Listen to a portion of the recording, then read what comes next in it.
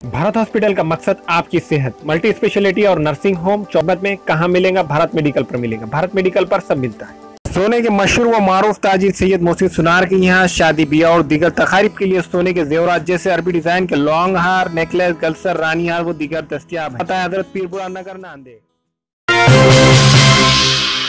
अस्सलाम वालेकुम नाज़रीन, नांदेड़ उर्दू न्यूज़ में आपका इस्तकबाल है। चले जानते हैं आज की खबर।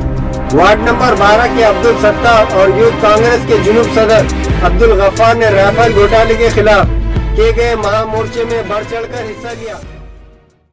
राफेल घोटाले के खिलाफ नांदेड़ शहर में एक महामोर्चा निकाला गया। इस महामोर्चे का आगाज ITI चौक से हुआ। ये मोर्चा कांग्रेस पार्टी की जानिब से निकाला गया। ITI से निकलकर ये मोर्चा जिला कलेक्टर ऑफिस पहुंचा। वार्ड नंबर 12 के कारपोरेटर अब्दुल सत्तार और यूथ कांग्रेस जुनूब के सदर अब्दुल गफ्फार ने जोश व खरोश के साथ एक बड़ी तादाद को लेकर इस महामोर्चे में हिस्सा लिया।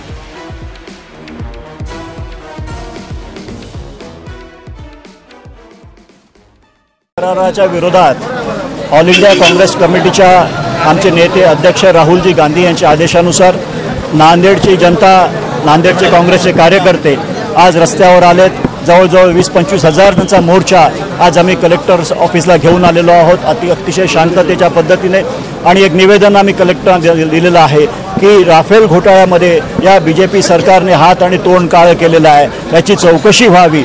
फ्रान्सच्या माजी पंतप्रधानांनी सांगितलंय की रिलायन्सचं नाव हे मोदी सरकारकडून आलंय। हे लोक जे म्हणत होते की रिलायन्सचं नाव आम्ही दिलं नाही, पण स्वतः पंतप्रधानांनी एकदा नाही दोनदा म्हणले की मी माझ्या विधानावर ठाम आहे। आणि त्यामुळे अतिशय लाजिरवाणी अशी या मोदी सरकारची स्थिती झालेली आहे। आमची मागणी अशी आहे की या मोदी सरकारने ताबडतोब ह्याच्यावर राजीनामा द्यावा, कारण त्यांनी देशाच्या संरक्षणामध्ये खिलवाड केलेला आहे, देशाच्या संरक्षणामध्ये घुस खाल्लेली आहे। ताबडतोब राजीनामा द्यावा। जॉईंट पार्लमेंटरी कमिटीच्या मार्फत या राफेल डीलची चौकशी व्हावी आणि ज्या पद्धतीने हे सगळं चाललेलं आहे मोदी सरकारने राजीनामा द्यावा, एवढीच आमची डिमांडसाठी आज आम्ही साकार करते आहे।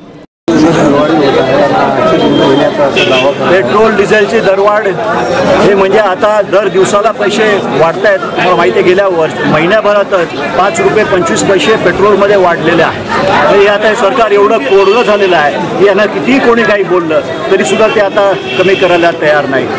आंतरराष्ट्रीय बाजारामध्ये कच्च्या तेलाच्या किमती वाढत आहेत म्हणतायत, पण ज्यावेळेला $25 किंमत झाली होती त्यावेळेला तुम्ही 70 रुपयाला का विकलं? आणि $140 जेव्हा किंमत होती तेव्हा मनमोहन सिंग सरकारने 70-75 रुपयाला पेट्रोल विकलं। आता हे 70 रुपयाला कच्चा तेल असताना आज 90 रुपयाला विकायला लागले, कारण जवळजवळ 52% टॅक्सेस केंद्र आणि शासनाचे आहेत। हे टॅक्सेस जोपर्यंत कमी होणार नाही, या लोकांनी टॅक्सेस कमी करून महागाई कमी केली पाहिजे, कारण पेट्रोल डिझेल वाढलं की सगळी महागाई वाढते, आपलं सगळ्यांनाच माहिती। पण या सरकारची मानसिकताच नाही हे करायची। पेट्रोल डिझेलचा रेट कमी करून सामान्य जनतेला त्यांनी न्याय द्यावा, ही सुद्धा आमची मागणी आम्ही कलेक्टरसमोर नोंदवलेली आहे। निवडणुकात आपली जागा जनता दाखल भाजप 2014च्या लाटेमध्ये अशोकराव चव्हाण साहेब निवडून आले होते। आता तर काय विषयच नाही, बीजेपीचं डिपॉझिट जप्त होईल। हमारे यहाँ मुख्तलिफ कंपनियों के इलेक्ट्रॉनिक्स और प्लास्टिक के तमाम सामान और फर्नीचर दस्तियाब है। एक मरतबा तशरीफ लाकर खिदमत का मौका दे।